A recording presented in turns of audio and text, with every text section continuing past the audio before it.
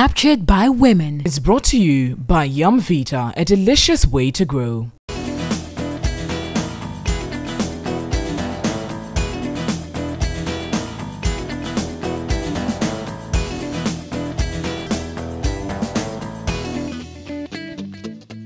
Hello viewers, and it's another beautiful Saturday and we're coming to you live from TV3 Kanda at the Sawe. Of course, it's Captured by Women, which is brought to you by Yum Vita, a delicious way to grow. But of course, today we're going to touch on very interesting topics that have made headlines during the week. On The Spin, we'll be touching on the banking and savings culture of Ghanaians, because we had an unfortunate incident where an elderly woman in the Volta region hid her money to save it, but unfortunately it was chewed by termites. And then we'll go on to big matters such as the 1 million jobs that have been created by the government in power. But of course, the question is, where are those 1 million jobs? Then also we'll be talking about the Right to Information bill, which hasn't been passed yet. Of course, we've had the back and forth with it in Parliament, but we'll be having guests to speak to this issue to give us some clarity on the matter. And then finally, we'll speak to a very renowned journalist, a woman who has been working in the field for 36 years, to tell us a few things about how the field of journalism has been for her these 36 years and whether she really recognizes the press for the fight for freedom, whether it is being achieved in Ghana. And so these are the interesting things we've lined up for you today. You certainly don't want to change the station. We'll be right back after this break. Stay with us.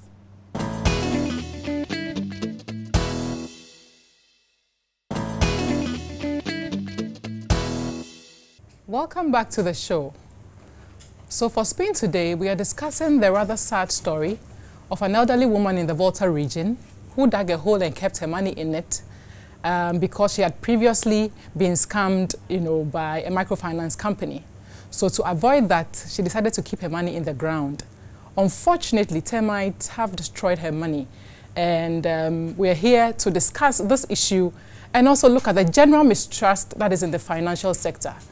So ladies, what are your initial thoughts on this story?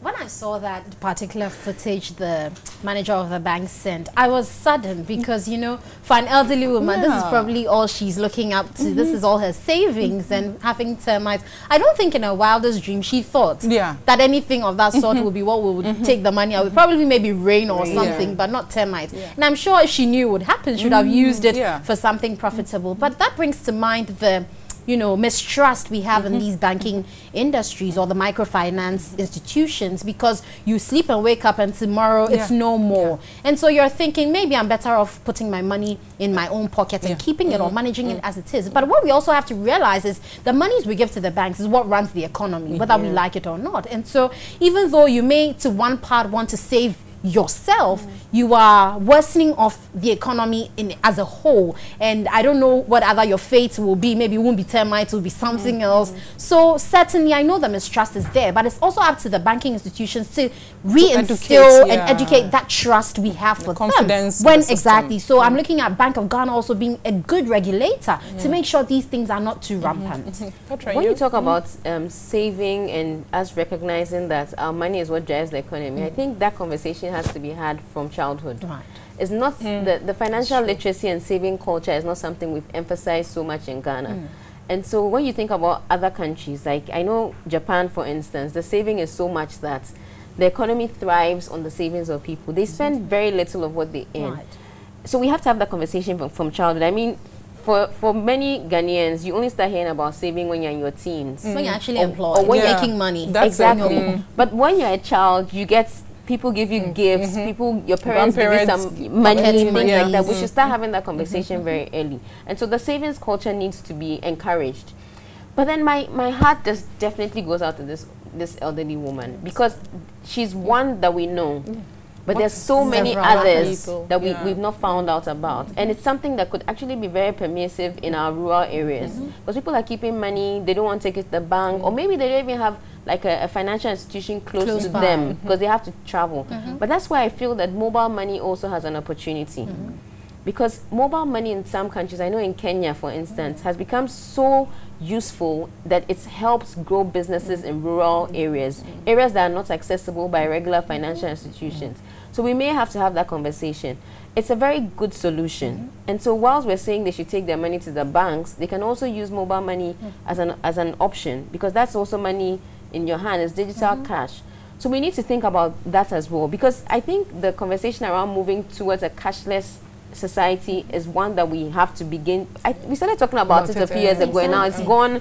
But you know, I agree with you when you talk about the mobile money issue, because I mean, in Kenya, it is so right. Even with taxis, you can easily pay with M-Pesa, as they call it. And you know, my heart goes out to these rural areas, because Petra, in as much as mobile money may even be a safer, more convenient option, the truth is the technology. Most of these older people are not that technologically savvy to be able to use it. So when they're going to ask their children or grandchildren, the mistrust is still there, because she's thinking, oh, he's going to know how much I have, and he's going to, you know, dupe me or take my money or misuse it. And so all that is there. But if the child also understands right from scratch what it means to even save, he would be encouraged to want to save his grandma's money well, because at the end of the day, it may even benefit him when the economy turns around. But the Bank of Ghana, I mean, looking at this plight, she's 1 out of a million probably, and so they should make sure their regulations work, they are enforced. If there are any punitive actions, they should take them and make it stringent, so that it, you know, takes away all these other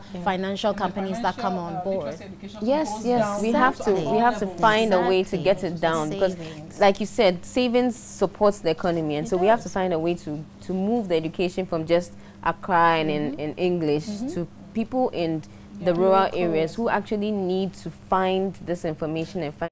Indeed, it's a heartbreaking story. We hope that all the stakeholders in the financial sector, including ourselves, would also educate ourselves and everybody, you know, to save at the bank and to restore the trust in the financial system. Please stay tuned. We'll be right back after this break.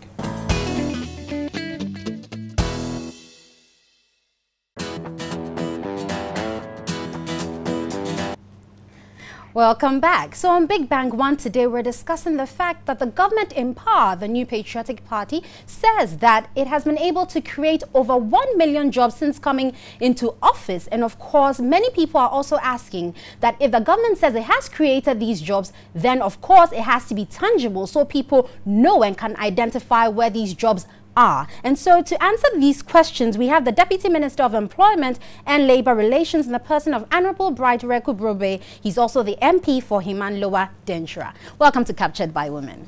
Thank you very much. So of course the big question is, government says it's created over 1 million jobs, but many people don't seem to be able to recognize where these jobs are. Can you help us understand better what the issue is? Well, the discussion on the 1,096,404 jobs we said we have been able to, you know, engage people in is a result of the fact that we were launching the Nation Builders Corps. You know, on the heels of coming to power, one of the challenges was that unemployment was very high. The rate of unemployment was high.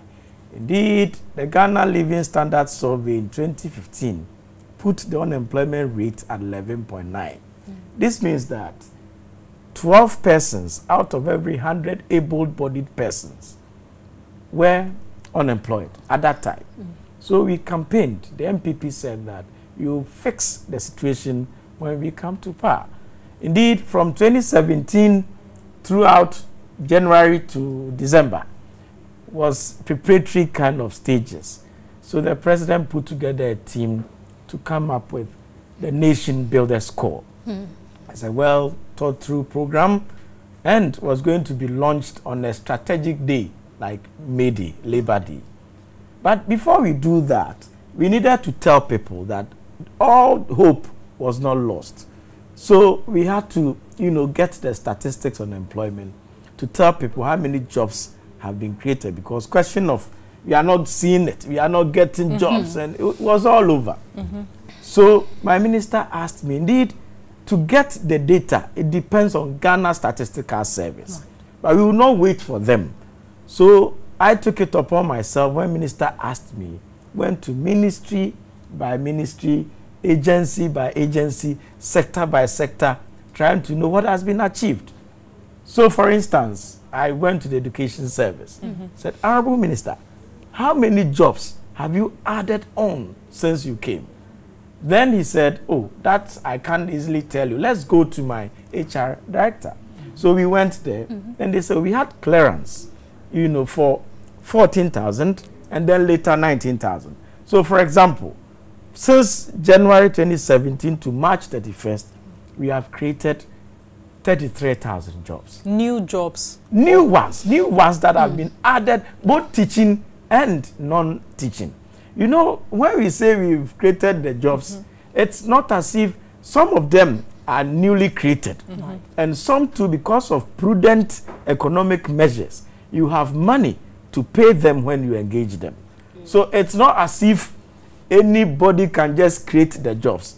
Indeed, if the opportunities were there for a previous government to even create, because of funding gaps, they could not have done that.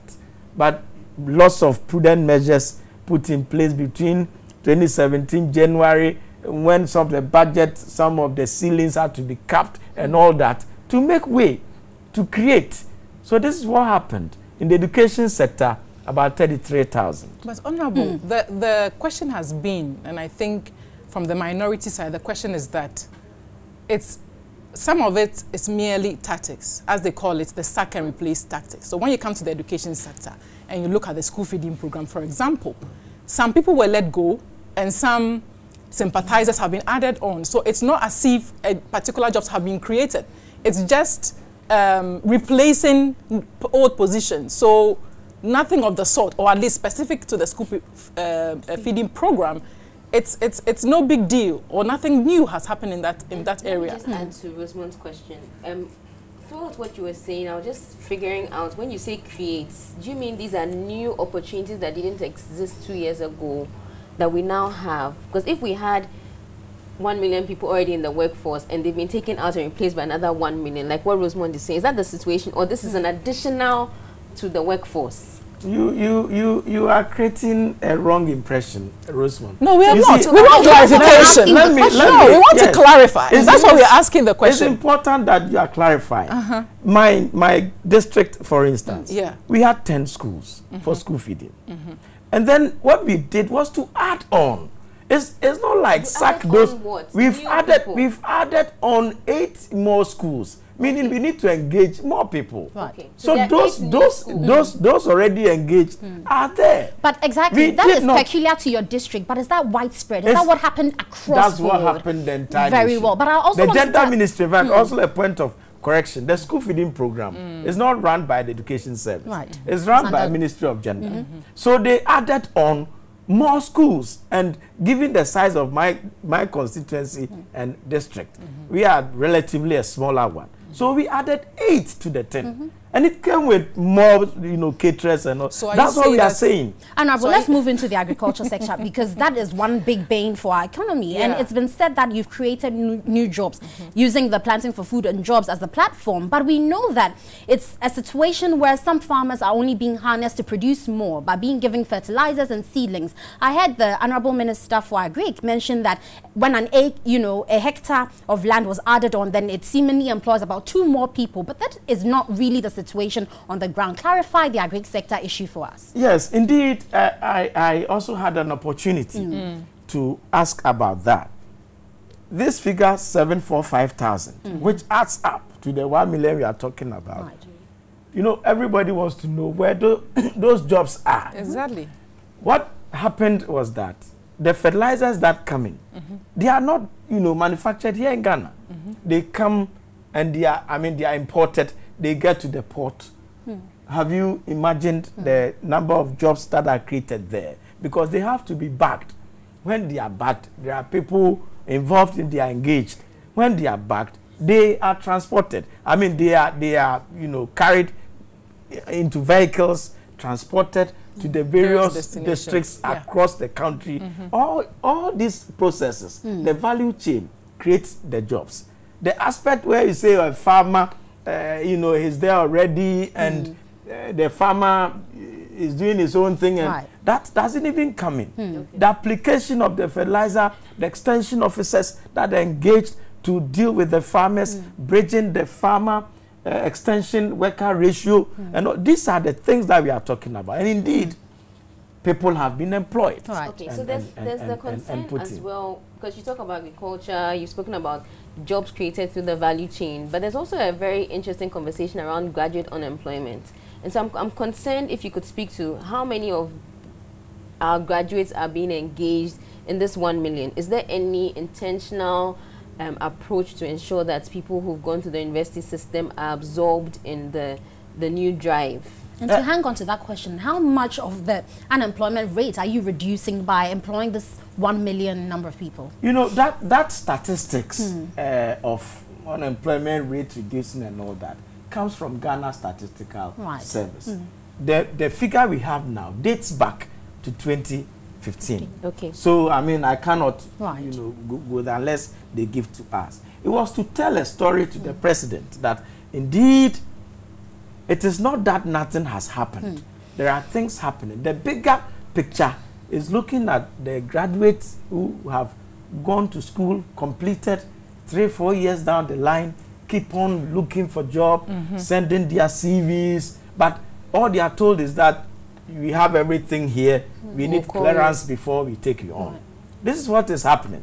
And the Nation Builders Corps, which we launched, is what is going to address these kinds of unemployment situations which we so it means that currently, of this 1 million, from what you're saying, because Petra's question was, out of this figure, has there been any significant, you know, drive directly to graduate unemployment? We have not disaggregated that. We have not disaggregated because we are told it's in the formal, majority of this is in the formal sector. Yes. So we had wanted to know specifically relating to graduate employment, how many, or in a sense, because it is a very big issue. Yeah. I mean, there are lots of conversations around the fact that so many young people come out of university or tertiary institutions and they're unemployed. I mean, we even had a situation where a group of young people formed the Unemployed Graduates Association, which we can have a different conversation about. But I feel that if it's such a big issue, then we should know, we should have the statistic. And you mentioned that the Ghana Statistical Service hasn't provided the data yet. So most of the data that you have is what you have generated internally from the ministry. But because that's such a big issue, shouldn't we also have like a deliberate attempt to ensure that the situation improves? Absolutely. That is what we are seeking to do. The next time round you host me, I'll be able to tell you this. You give us the figures. The NAPCO program that we are doing, we are now running them through a system where you go, you key in, gender is disaggregated, age is disaggregated, sector is disaggregated. So we'll be able to give you all these kinds of things. Right, okay. The figure we also have from ISE, you know, Institute of Statistical and Social. Yes, they also have given us data that only about 10% get jobs after national service. So it is a worrisome situation which we are painting. And that's exactly why our major focus is targeting the graduates, you know, who have completed schools, the HND holders, the diploma holders, the degree, in some cases, even masters, people who hold masters are not getting jobs to do. Yeah. And that's you find them in private, so-called international schools, teaching and earning 300 Ghana, 400 Ghana, and so people with masters. But these are the things that worry the president so much that he had to put a team together for us to address. So the Nation Builders Corps is what is flagship for us because we think that it's going to reduce the unemployment. My constituency, for example, if I'm entitled to about 300 of these, and I've been wondering and dreaming, and it's so nice for me that I can get even about 200 of my people who are unemployed to get jobs through the NAPCO program. So these are the kinds of, you know, conversations. But it also comes back to the issue that, you know, I mean, there's so much, I don't want to say misinformation, but people are not clear. That's why we're coming at you sort of to get the numbers, because the question is, where are the jobs? I mean, we need more information. That's why we seem to be coming at you on that particular. I tried to, you know, go through. I have the list with me, and it's all over on social media. So I'm sure you have it. But you know, come to think of it, I went to the Ministry of Regional Rail Organization, Honorable Damboche's ministry. We asked, Honorable, how many jobs have you created? Honorable says, it's a new ministry. I have 5. Then we document that. Obviously, these 5 are all graduates in a sense. They are going around, they are doing that. He has 5. Very modest figure we put there. We went to Ministry of Interior.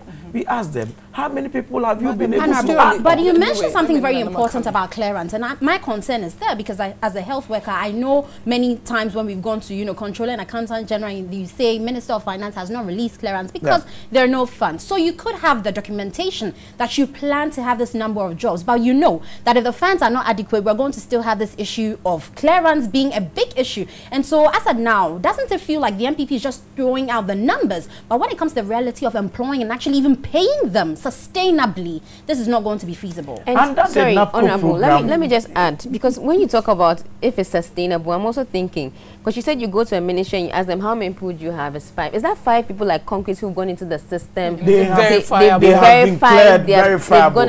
Apart from the 745,000 who are mainly in the informal sector in the Greek.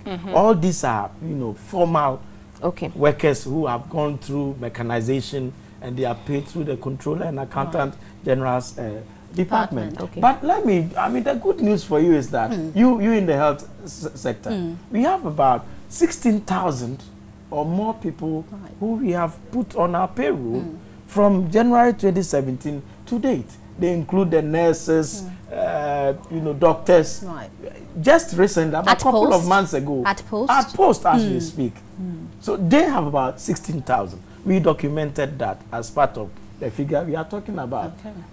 Hitherto, about 2-3 years down the line, your colleague doctors who have been sitting at home and not being employed. Meanwhile, the ratio, patient and doctor ratio is just too wide. We need these people in there. People have not been able to employ, previous government. So if we say we have created, it's the innovations, it's the prudent management of the economy that has enabled us to have money. Because we can't engage a nurse or a doctor, for example, and at the end of the month, you renege on payment. It's very important that we make sure that the money is there. Under the NAPCO program, this year, we earmarked 600 million. We are anticipating to roll out 100,000. We start, and I'm not even sure, much more people will come for us to get to 100 by December. But God willing, it is a voluntary program. I've heard that some private nurses want to go on demonstration. They have a right to do so. But let me use your medium to appeal to them that you have been staying at home for 4 or 5 years. You have the skill.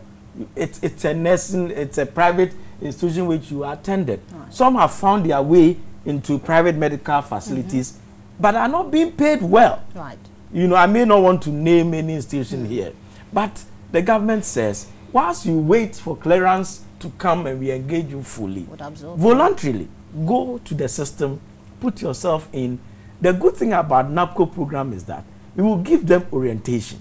We will give them community entry techniques and all that. So when they go to the rural areas, they even know how to live. And in our CHIP compounds, they will be more useful to society. Very well. And on that note, we have been speaking to the Deputy Minister of Employment and Labour Relations in the person of Honorable Brajireku Brube. He's also the MP for Iman Lower Dentra. And of course, I'm sure you've heard some explanations about where the 1 million jobs are. If you are in it, kindly let us know. And if you're also seeking for it, do make sure that you get your space, because it's for all Ghanaians. It's been created for each and every one of us. So make sure you take advantage of what government is doing to get employed. We'll take a break. We'll be back with more here on Captured.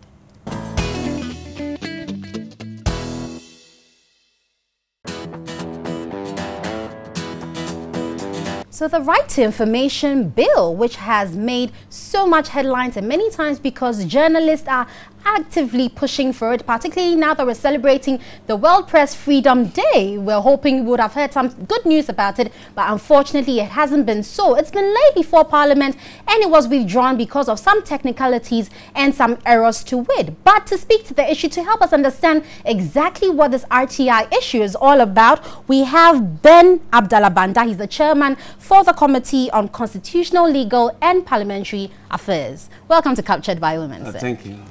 Honorable, so this RTI bill, I mean, it's over 17 years we've been having issues with it.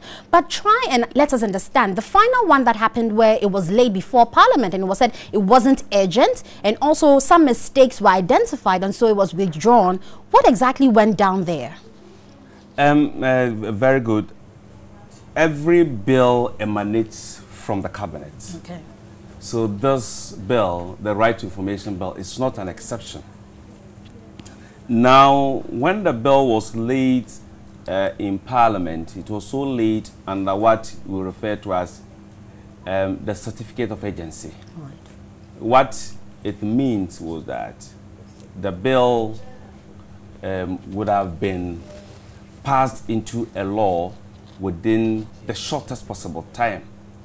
Now, under our standing orders, or even under the 1992 Constitution, when a bill is laid in Parliament under the certificate of agency, the Speaker of Parliament will have to refer the bill to the appropriate committee in Parliament. In this particular case, it was referred to two committees, the Committee on Constitutional and Legal and the Committee on Communication. Now, under our standing orders, the committees will have to meet and take a decision as to whether the bill is of an urgent nature.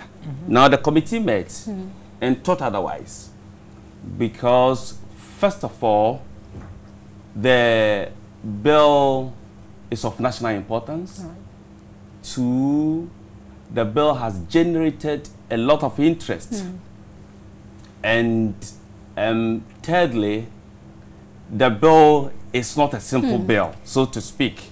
So the committee at the end of the day came to the conclusion that this bill is not a bill that has to be taken under the certificate of agency. Right. So what it therefore means... Let me cut in and ask this question, because at the same time this bill was laid, other issues such as even the military-based issue, U.S. military agreement with Ghana was tabled and was, you know, carried on the certificate of urgency. So why wouldn't you think an RTI, which has been before Parliament for 17 good years, back and forth, is not urgent? And sorry, Nana, to add to your question, is it the case that when a bill goes under a certificate of emergency, it has to skip certain procedure? Is that what happens? Because my thinking is you just have to put a bit more speed to it. So maybe you can explain to us.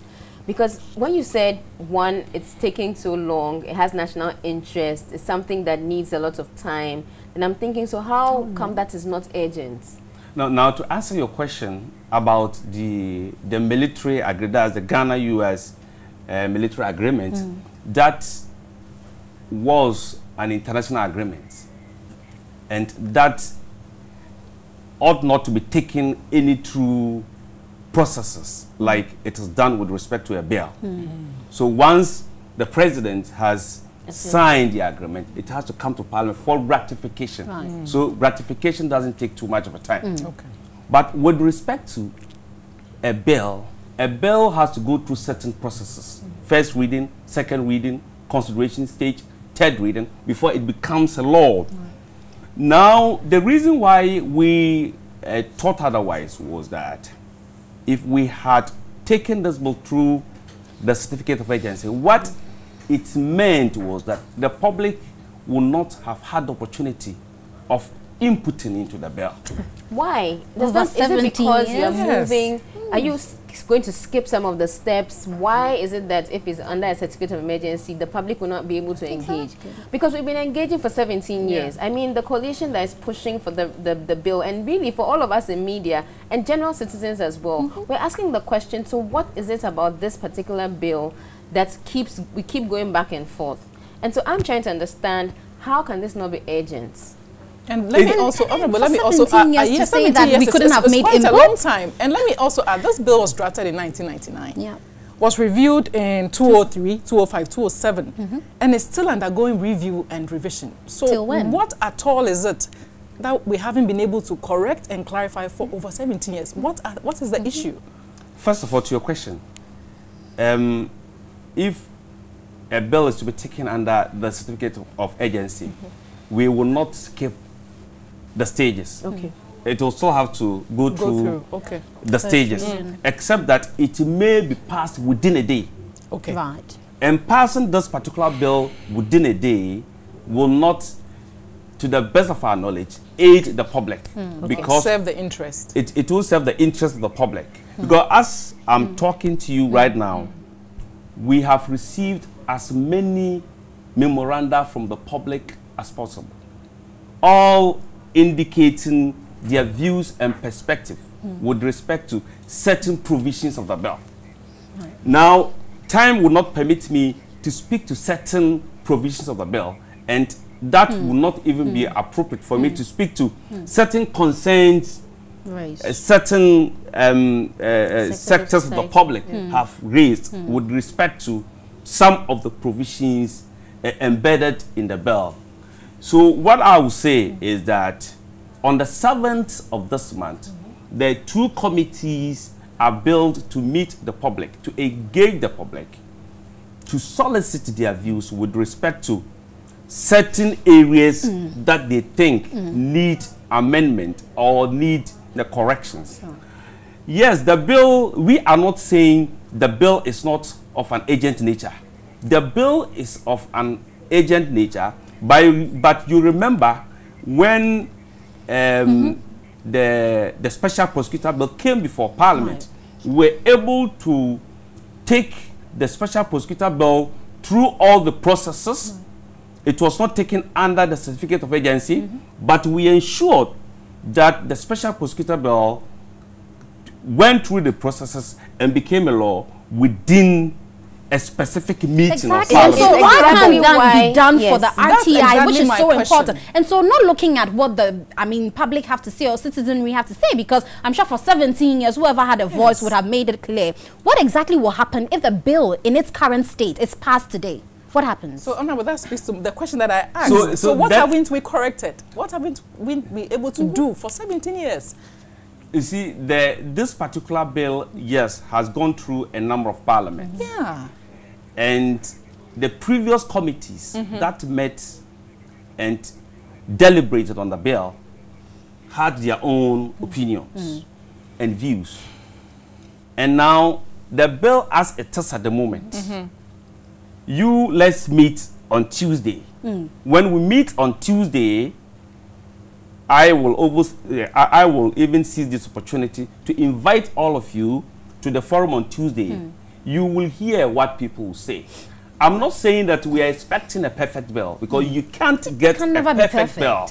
But let me assure all of us and the public out there that to the extent that the special prosecutor bill was speedily taken through the processes, though not under the certificate of agency, it was taken through the processes and crystallized into a law within the shortest possible time. This particular bill, I'm sure, will also go through the same process. I'm struggling to understand, Honorable, what you're saying, because you still haven't answered my question. My question to you is, what will happen today if the bill is passed? Is it that people, the journalists will have difficulty in accessing the information? Is it that journalists will not be able to work anymore? Is it that the politicians who have tossed around with this bill will be arrested immediately? What is it? And there is a school of thought that says that there are power brokers in certain interests that want to ensure that this RTI bill is never passed. Yeah, that these hiccups are even self-orchestrated. Governance is a continuum. And year after year, it goes through the process. We have issues, we're reviewing, and we're not passing. It's just like the affirmative action bill. There are issues that we need to address that we keep tossing. And so the public now has the feeling that maybe it's just an intentional activity to ensure that this is not passed. Because on the 7th of May, we're going to open up again to hear what people don't like about it, what people want to change, and we're essentially going through the same process that we've gone through for so many years. Okay, so what's the assurance that this time is different? Okay, let me give you a particular example. Some school of thought is of the view that, for instance, information that is intended for the cabinet or the office of the president is exempt. Some school of thought is of the opinion that this information ought not to be exempt, despite the fact that it it is meant for the public. But others also hold the contrary view. Yeah. In like the same way, there are other provisions within the bill that people are beginning to raise concerns. But Honorable, you do agree that with this particular statement you've made, where some information to cabinet or presidency should not, I mean, is exempt, it will come to a point where you decide whether it will be or it will not. At the end of the day, really, holistically, if the bill is passed today, it's going to benefit everybody, depending on, there will be clauses that won't favor the whole public. And so, at what point are we going to say, okay, this time is enough, let's put this bill together? Because remember, MPP will be out of government, NDC may take over, CPP can come into power, and they will decide also to now start going through this process again. So up until what point do we say RTI has to be passed, irrespective of what everyone thinks? Let's do the right for the country as a whole. And but wouldn't you say that on the back of us hosting World Press Freedom Day, it's almost like an indictment on us as a country, celebrating democratic principles, touting our democratic credentials, to be tossing and tarrying with passing a bill that will entrench democracy? It's quite an oxymoron. Yes, isn't it? So to a large extent, I do agree with you. But you are asking of when should we pass the right information bill? When to pass the right information bill is now. Because Ghana has gotten to a critical juncture. Is this an assurance giving us? It's yesterday, not Ghana now. has gotten to a critical juncture. You see, a critical juncture where everywhere around the world, across the length and breadth of the world, people are praising Ghana with respect to how jealously we have guarded press freedom since independence and up to now. Now, my challenge to all of you is that let's be certain and sure that if Parliament doesn't pass this bill in the next meeting, that is when Parliament resumes on the 15th, up to when we break, or before the end of the year, you hold Parliament accountable. But I'm sure that given the agency that leadership in Parliament are given to this bill, and given the fact that the President himself is interested in ensuring that this bill is passed into a law by the close of the year, I'm sure that this bill will crystallize into a law. Well, we pray so. Yes, We pray so. And on that very encouraging note, we have been speaking to Honorable Ben Abdallah Banda. He's the chairman for Committee on Constitutional, Legal and Parliamentary Affairs, and he's been throwing some light on the RTI bill, which hopefully will be passed in our lifetime. We'll take a break. We'll be back. Stay here on Captured by Women.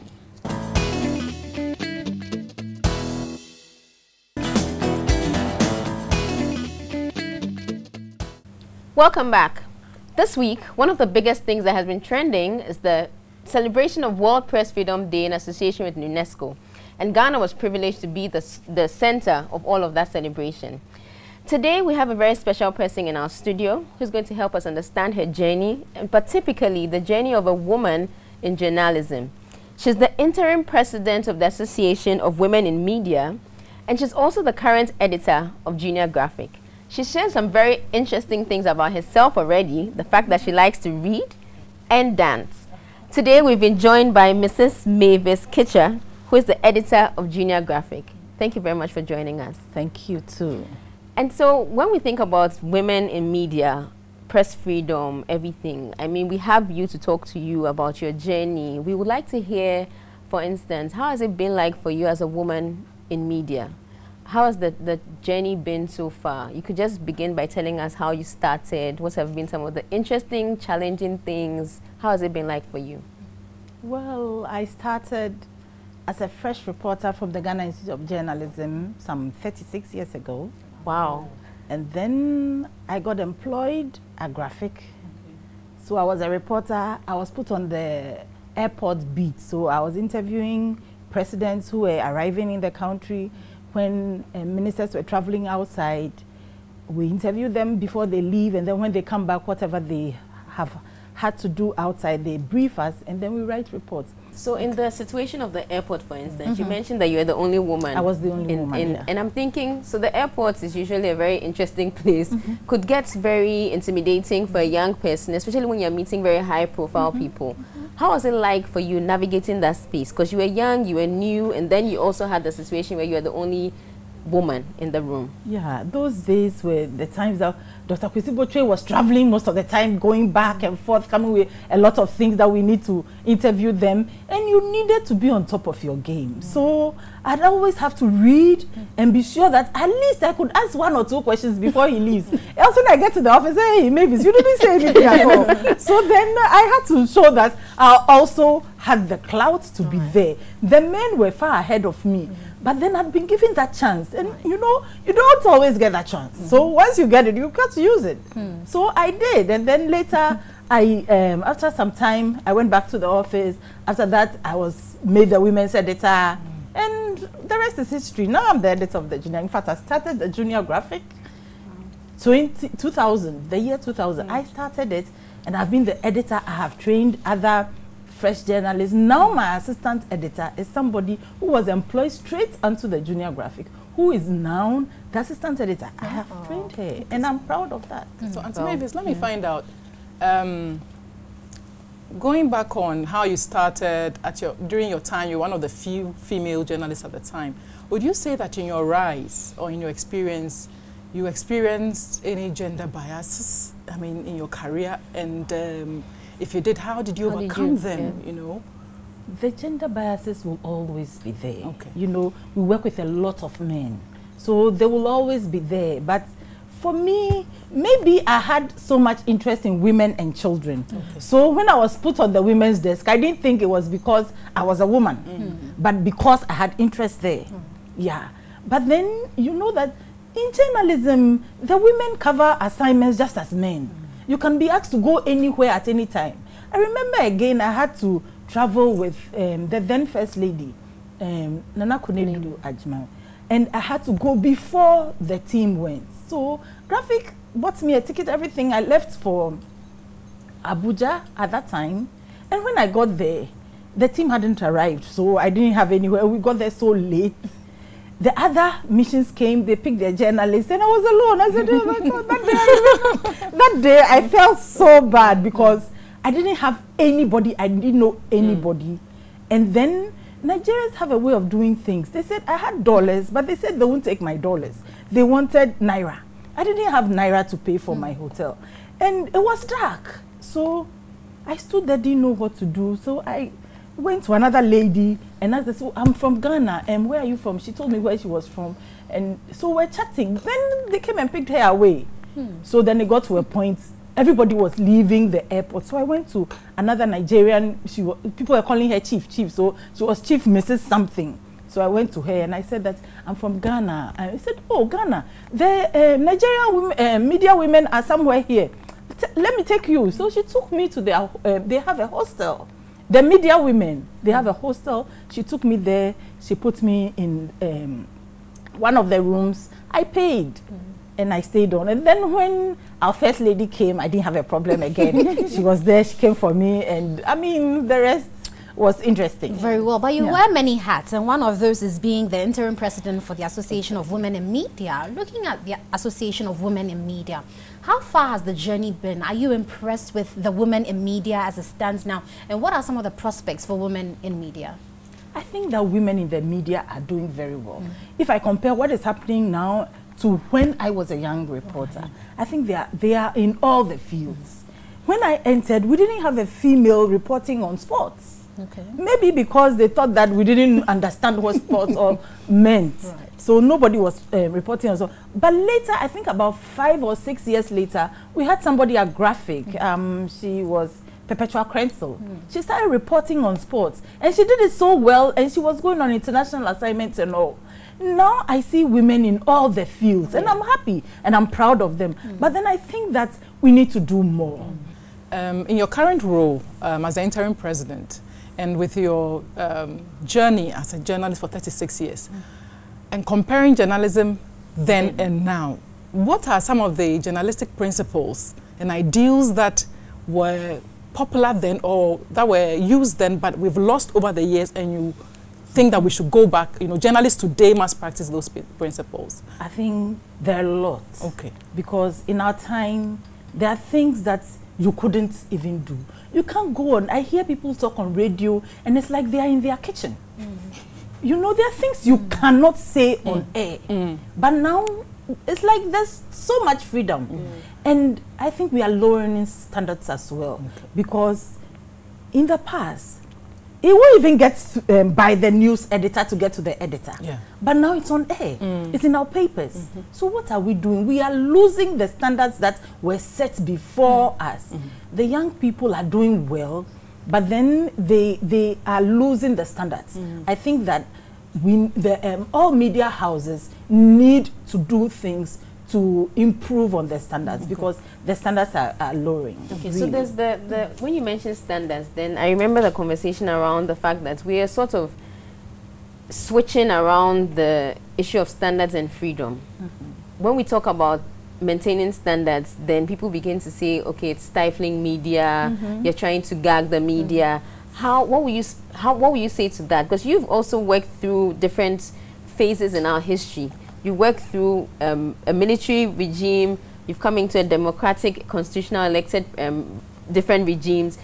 What would you say journalists should rather be focusing on? Because whilst we talk about standards, then the conversation is, okay, are you trying to stifle what people say? It's freedom of speech, so everybody can say what they like. And that, for me, I feel is one of the issues we need to consider. Yeah, we must remember that everybody can say what they like, but it should be the right thing to do. Because we are media men. We are not free to say anything and everything on air or in our papers. So freedom, our freedom is great because people actually lay their lives down to achieve this freedom. But I believe that the young people didn't see what happened in the past, so they don't appreciate it. We need to know that freedom comes with responsibilities. And as media people, we need to be responsible. There are things that you cannot say in public, but we are saying on air. For example, the Akan stations, they go so low sometimes, and I wonder that don't they have a news editor, an editor around to call them to order? They need to change because else, with time, you will get somebody who will say that, look here, you are not using the freedom that we gave you the way we thought you would do it. And then there will be other issues. Now we'll start crying and shouting. Let us do the right things. The media organizations need to have standards, guide, so that when people are airing, people will know that when I go on air or when I'm writing my article, I can't do it this way.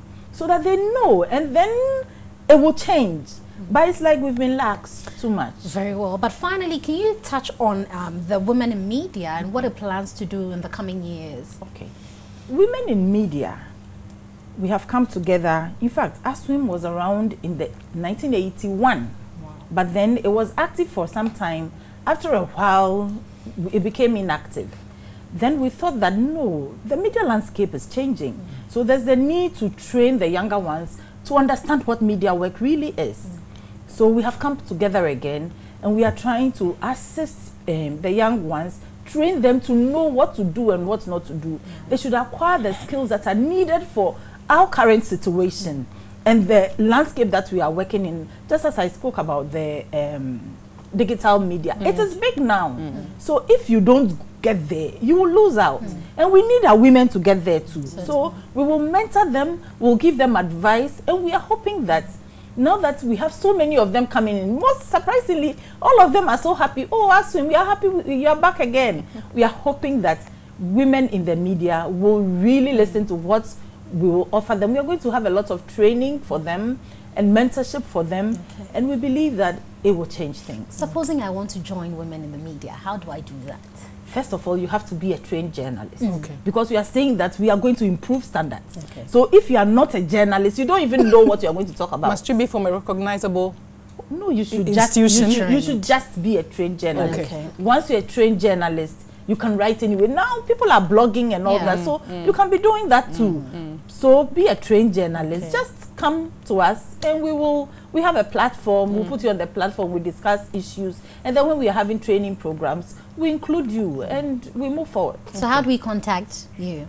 How do you contact Yes, me? as in the media, The association. Okay, now we are operating from the GJA. Okay. Yeah. But then we have a national coordinator who is Miss Mary Mensah.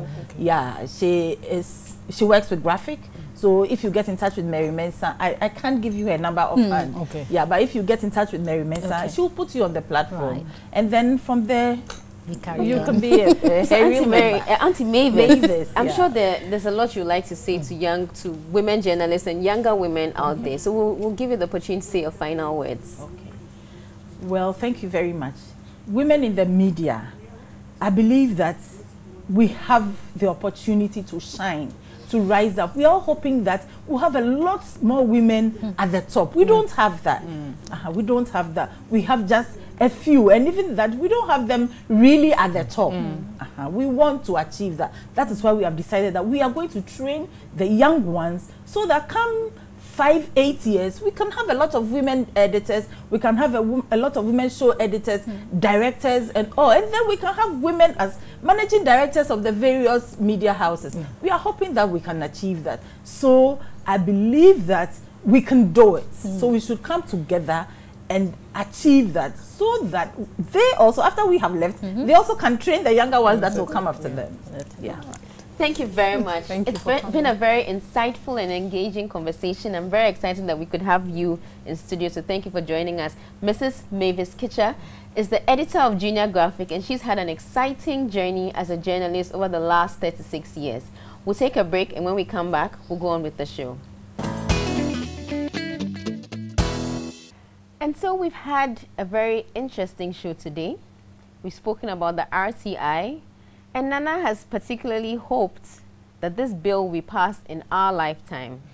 We've had the word of the chairperson of the committee that's handling it currently, and we do expect that by the end of this sitting of Parliament, we'll have some good news. But we've also interviewed a very interesting, lovely lady who shared with us her journey in journalism, and we've spoken also about the issue of financial literacy and, of course, the very popular 1 million jobs that the government alleges to have created. Thank you very much for joining us today. We'll join you same time next week with another exciting episode of Captured by Women. This show has been brought to you by Yumvita, a delicious way to grow. Thanks for joining us. We'll see you next week. Bye.